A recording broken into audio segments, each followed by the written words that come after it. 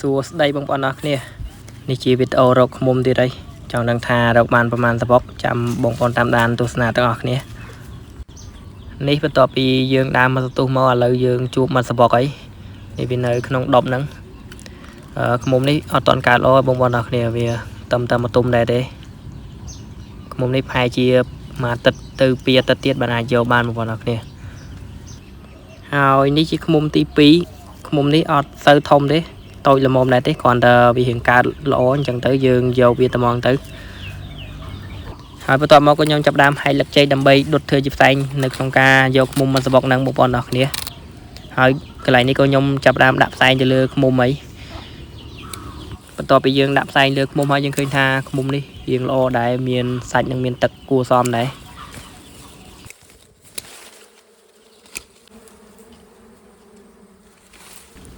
ហើយបន្ទាប់មកក៏ខ្ញុំចាប់ដើមកាត់វាយកបងប្អូនអរគ្នា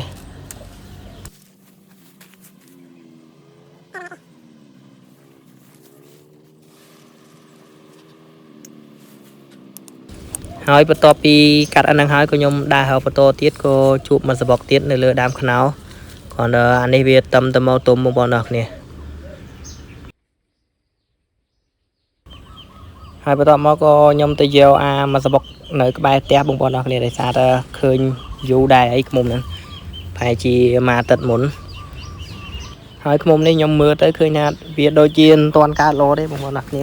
ដោយសារតែអាទិត្យមុនយើងធ្លាប់ដាក់ភ្លើងវាម្សាឥឡូវវាអត់ធ្វើផ្លិតទៀតទេ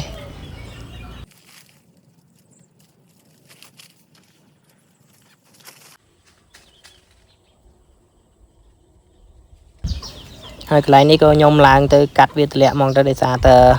ទុកវាទៀតក៏វាអត់ធ្វើផ្លិតទៀតដែរបងប្អូនអរគ្នា